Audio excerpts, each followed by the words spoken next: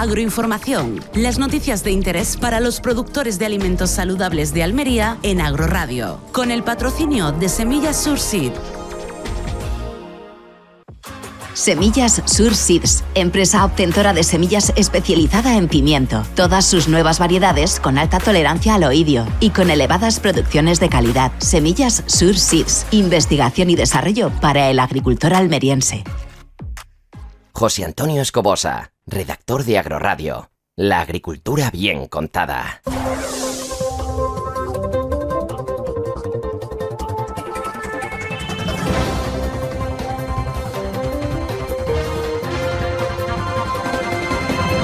Muy buenas y bienvenidos a la sintonía que da voz al sector primario. Somos Agroradio, la emisora líder de la agricultura aquí en la provincia de Almería. Recuerda que estamos en el 103.0 en el dial de la FM y que siempre intentamos darte la mejor información. Ahora en Agroinformación vamos a hablar de la revista FIH. Y no se me ocurre nadie mejor para hablar de esa revista que a su director, a Rafael Losilla. Muy buenos días, Rafa. Señor Escobosa, muy buenos días. Siempre habrá gente que pueda hablar mejor del trabajo que uno hace, seguro. Hombre, visto así, también es verdad. Siempre hay gente mejor para hablar mejor y peor también, ¿eh? De todo tiene que haber en la viña del Señor. Bueno, pero para hablar peor ya hay muchos. Lo mejor es hablar mal uno mismo. Si alguien tiene que decir algo malo de uno mismo, que sea uno mismo, ¿no? Yo siempre me acojo a lo que decía el maestro José María García, que es que el halago debilita y la autocrítica refuerza. Por eso yo siempre en esta vida me he acercado más bien a la autocrítica que al halago personal. Ya somos dos, Rafael, ya somos dos. Bueno, pues vamos a hablar de la revista. ¿Qué nos podemos encontrar cuando abramos esas páginas de FIH? Pues mire, una revista que, aunque siendo veraniega, una revista que llega muy potente. Es la edición de la primera de julio llega con un sinfín de temas. Unos nos afectan a Almería, otros nos afectan menos y otros pensamos que no nos afectan y nos afectan muchísimo. Mire, por ejemplo, estamos saliendo con el tema de la papaya. La papaya, la portada de la revista FH en la jornada de hoy se dedica a la papaya. Segundas oportunidades con buen final. La papaya española recupera su espacio. Y cuando hablamos de la papaya española hay que fijarse en Almería, porque gran parte de la papaya está en Canarias, pero en Almería, una de las empresas, la cooperativa Hortamar, que trabaja directamente con el consorcio, la cooperativa de segundo grado ANECOP, que ha sido el gran movilizador y el gran negociador de la recuperación de la papaya en España, pues tienen mucho que contar, porque Hortamar es el gran productor de papaya para ANECOP y uno de los grandes productores de papaya en el mercado español, curiosamente. Es un informe que elabora nuestra compañera Isabel Fernández, un informe súper amplio, porque recoge básicamente toda la oleada de papayas y todas las iniciativas de papaya que se han puesto en España en los últimos años. Dice así, la papaya vuelve a la carga. En los últimos años han supuesto un reajuste en el sector productor que apuesta por especialización y el crecimiento sostenido para mantener la rentabilidad del cultivo. Recoge declaraciones de Armando Pérez, que es el boss de ANECOP en este cultivo. Tenemos claro que debemos crecer de forma ordenada. Hacemos un repaso de los primeros exportadores mundiales de papaya, hacemos un repaso de los destinos de la exportación de la papaya española. Curiosamente, algunos pueden pensar que es un cultivo minoritario. Lo es, pero por ejemplo, España está exportando más de 2.100 toneladas a Alemania, está exportando 1.100 toneladas a Reino Unido y ya por debajo de esas cantidades a Francia, Italia y Hungría. Una papaya con un sabor superior. Recoge la experiencia de empresas no españolas, ¿vale? Perdón, de empresas no almerienses, pero me quedo con un dato, con una fotografía que destaca nuestro fotógrafo Paco Bonilla: cultivos de papaya bajo plástico en Almería. Y es un cultivo muy diferente a las papayas tradicionales porque el marco de cultivo es más reducido, es más limitado, la cantidad de humedad es mucho más alto y resulta llamativo ver un cultivo leñoso, alto, inmenso, tropical, en un invernadero. Es curioso, es verdad, ¿eh? La fotografía es especialmente llamativa y curiosa. Hay que decirlo así. Vamos a seguir. Nos profundizamos en el tema de los seguros agrarios, la importancia de los seguros agrarios. titula así el compañero Daniel Lafuente: el cambio climático ya afecta a los seguros agrarios. Gracias a los seguros agrarios se están salvando muchas de las cosechas, y esto es en clave española, porque en clave almeriense el seguro agrario se está utilizando muchísimo. Bueno, pero por ejemplo, solo el año pasado los fruticultores españoles recibieron 240 millones de euros de los seguros agrarios, que se dice pronto. De los cítricos, 52 millones de euros, pero de las hortalizas también se recibieron más de 42 millones de euros. No son hortícolas de Almería, básicamente, porque el cultivo bajo invernadero permite tener una protección en sí, pero naturalmente cada vez son más los horticultores almerienses que se acogen a los seguros agrarios a pesar de su cuantía y de su coste. Y es que hoy día, como bien dice el representante de la COA, es impensable para un agricultor no levantar su cultivo y no tener el cultivo asegurado. Naturalmente es una muy buena opinión de la gente de COA. Nos metemos en otras tesituras, un informe sobre el escenario de la lechuga, que aquí en Almería también tenemos lechuga. No lo olvidemos que la primera productora de lechuga iceberg de Europa está en Almería, es Agrupa Pulpí. Y algunas veces nos olvidamos que Pulpí también existe. La hoja en Alemania huye del plástico. El informe relata que la cuarta gama es la categoría más promocionada entre las lechugas por las cadenas alemanas y la de menor peso en la cesta de la compra. Los supermercados muestran síntomas de cansancio y empiezan a elevar las promos de los cogollos y las romanas. Durante muchos años, la cuarta gama ha sido el protegido de las cadenas alemanas, buscando que, como en el resto de Europa, la cuarta gama elevase su posición en Alemania. Pero como bien dice Hans Christoph Berg, el director de la consultora AMI, la cuarta gama no alcanza una presentación destacada en los hogares alemanes y es, con diferencia, el mercado europeo donde las ventas están más bajas. De hecho, en la misma línea, Udo Berg, que es el mayor productor de lechugas de Alemania, recuerda que el alemán es reticente de comprar todo aquello que está en plástico. Le genera cierto recelo como de un producto que tiene menos seguridad alimentaria y que, por supuesto, es menos natural, lo que es la vida de cada europeo. Nos seguimos profundizando en la revista, un informe amplio que hace nuestra compañera Isabel Fernández del nuevo mapa import español, un nuevo mapa import español de los grandes importadores españoles en un país que ya es muy importador. No olvidemos que España ya está en los 2,7 millones de importaciones y que solo el puerto de Algeciras importa más de 3 millones de toneladas. Algeciras importa más de lo que importa España, porque no todas las importaciones de Algeciras están a mano de importadores españoles. Eso también es un aspecto positivo, básicamente de la importancia que ya tiene el puerto de Algeciras, de que ya importadores franceses, portugueses o holandeses prefieren trabajar con el puerto de Algeciras que con puertos propios de Francia, de Sines en Portugal, o con el gran puerto de Rotterdam en Holanda, lo que significa que Algeciras está mejorando su posición.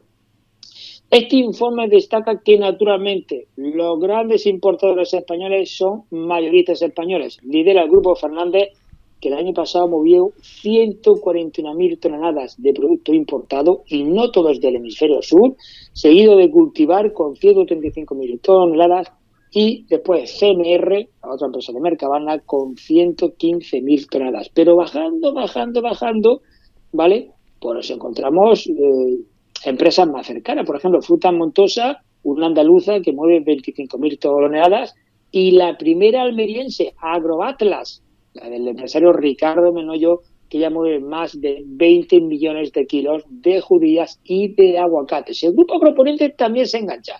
20 millones de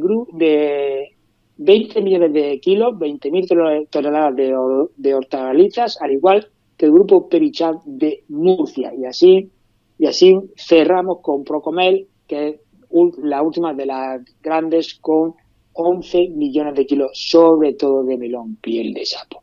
Destaco sobre todo este informe el peso que las importaciones se están teniendo cada vez más en el mercado español, donde, por ejemplo, claro, naturalmente, la patata y la banana son los grandes productores importados. Pero si nos metemos un poquito más en la harina y profundizamos en productos que nos afectan más directamente, nos encontramos que el tomate es el quinto producto más importado por parte de las empresas españolas. 188.000 toneladas se importaron durante el 2022 según FEPES. No todo es marroquí, también se nota la presencia de Holanda, de Bélgica y de Polonia. Y es que en estos meses de verano, donde además en esta campaña se hace más latente y más fehaciente, producir tomate en España se está complicando muchísimo por las altas temperaturas y naturalmente las empresas se están optando por trabajar con tomates holandeses, tomates franceses y tomate de Polonia. Son las alternativas que cada vez se están manejando con más fuerza en este sentido. De hecho, nuestra compañera Isabel Fernández destaca que el tomate, la judía y el pimiento refuerza su posición en la cartera import de los operadores españoles, que ampliar orígenes de referencia para consolidar sus líneas comerciales con las grandes cadenas. Y ampliar orígenes no solamente es pensar en Marruecos como muchos podemos pensar. Cada vez se está pensando más en toda la Europa del Norte, volvemos a repetir, por las altas temperaturas que se están alcanzando en el verano español, muy, muy duros. Seguimos avanzando, profundizando en la publicación en sí. Hacemos un informe del consumo de la fruta de hueso en los mercados nórdicos. ¿Qué tiene que ver la fruta de hueso con la horticultura almeriense? Hay una ligazón importante. ¿Cuál es la ligazón? ¿Cuál es el competidor de la fruta de hueso? Melón y sandía. Naturalmente, en aquellos mercados donde la fruta de hueso no tiene mucha presencia, el melón y la sandía abordan mucho más. Por eso, titulamos así: los nórdicos no consideran al hueso para refrescar el verano. Solo Suecia es el único destino nórdico donde la demanda supera los 2 kilos per cápita. En cambio, este mismo destino a la sandía se va por encima de los 4 kilos. Naturalmente, sí hay una relación muy directa, donde el hueso está más consolidado, el consumo de sandía y de melón está más repartido, y donde el hueso no está nada consolidado, el consumo de melón y sandía está, digamos, más lanzado, está más proyectado. Entonces, existe una relación bastante directa en este sentido. Y para seguir avanzando y cerrando la edición de este número, hacemos un amplio informe de las variedades de tomate cherry que están en el mercado español. Naturalmente, lo titulamos así, el tomate cherry con rugoso. Se han multiplicado la línea de tomate cherry. Hacemos un amplio abanico de todas las líneas de tomate cherry con rugoso que se han multiplicado. Es posiblemente la categoría de tomate más fácil de incorporar resistencia al tomate rugoso, y hoy la mayoría de las casas de semillas tienen no una, dos, tres, sino hasta 5 líneas, 5 variedades de tomate cherry con resistencia a rugoso. Y recuperando otra vez el espacio español, hacemos un estudio llamativo de cómo se ha comportado el consumo de hortalizas en España por regiones. Lo titulamos así: el anticiclón del consumo de hortaliza arrasa toda España. Mire usted, solo los aragoneses han dejado de consumir desde el 2022 al 2021, atención a la cifra, 17 kilos de hortaliza per cápita durante 2022, que sí de punto. Y los murcianos, 14 kilos. Son datos del Ministerio de Agricultura de España, datos consolidados. Le lanzo el mensaje. En el 2021, un aragonés consumía de media más de 76 kilos de hortalizas, solo hortalizas, per cápita, y el año pasado se fue a los 59 kilos. Son esos 17 kilos de diferencia que vienen marcados por la inflación. Los precios se han disparado durante el 2022, las familias han reculado sobremanera, y sobre todo en aquellas regiones donde el poder adquisitivo va más ajustado. Me van ustedes a decir, ¿es Caracol es una región con poder adquisitivo ajustado? Lo es. Lo es porque es cierto que a lo mejor posiblemente un aragonés tiene más poder adquisitivo que un andaluz, efectivamente, pero al ser una comunidad autónoma con menos mercado, digamos, menos interesante para las empresas. Entonces, naturalmente, las necesidades económicas de un aragonés son diferentes a las de un andaluz. De hecho, los andaluces consumimos 50 kilos en el 2021 per cápita de hortalizas, y solo bajamos 5 kilos durante el 2022 frente a los 17 kilos de los aragoneses. Es cierto que nosotros estamos en los 50 kilos y los aragoneses en los 76 durante el 2021. Por eso ese diferencial de 17 que pierde Aragón frente a los 5 que pierde Andalucía. Pero es que las cifras de Andalucía vienen ya de muy abajo. ¿Cuál es la gama hortícola más consumida? Bueno, a la hora de hacer la estructura de la compra de la hortaliza, la familia española durante el 2022, el 25,8% de lo que metimos en el saco de la cesta de la compra fueron patatas, como no, y el 16,8%, casi 17%, fueron tomates. Pero después, para irse a un producto de nuestra tierra, hay que irse al quinto espacio, al pimiento. 4,7% de la cesta de la compra en hortaliza lo componen el pimiento y 2,9% el pepino. Resulta llamativo esta cifra porque el pimiento es un producto mucho más caro que el pepino, muchísimo más caro en todos los lineales. A pesar de eso, el pimiento casi duplica en cifras al pepino, a pesar de que el pepino es mucho más económico. ¿Por qué es eso? Dicen los especialistas que el pimiento ha conseguido codearse, ha conseguido llamar la atención del consumidor español como un producto de sabor. Antes usted recordará que el pimiento, bueno, un italiano, un lamullo, no lo tenemos como un producto de sabor, sino un producto que acompañamos la salada, pimiento italiano, lamullo, pero ahora las nuevas líneas, las nuevas variedades de los propios calizones, de los propios lamullos y de lo que viene, los Palermo, los Sweet Bite, todo lo que va acompañando, los Triveri, todo esto, lo ha asumido el español como un producto de sabor, como un producto de satisfacción. Y así un producto como de satisfacción, naturalmente, el consumo se ha elevado por encima del pepino, que es un producto refrescante, pero a lo mejor genera menos satisfacción. Y cerramos con un artículo amplio sobre la Europa del Este. Lo titulamos así: los ganadores de la Europa del Este, Polonia, República Checa y Eslovenia, son los destinos donde la demanda de frutas y hortalizas más se ha occidentalizado y con los canales abiertos. Destacamos que estos tres destinos ya están plenamente integrados en la economía europea y que Polonia mejora su economía, y no solo en base a la gran distribución, sino al segmento tradicional. Pero cuando nos introducimos en el informe que hemos hecho por cultivo, hemos destacado la hoja en la República Checa, la sandía en la República Checa, el tomate en Polonia, descubrimos una denuncia que nos lanza Damian Gubowski. Damian Gubowski es el mayor productor de tomate de Polonia y suelta esta bomba.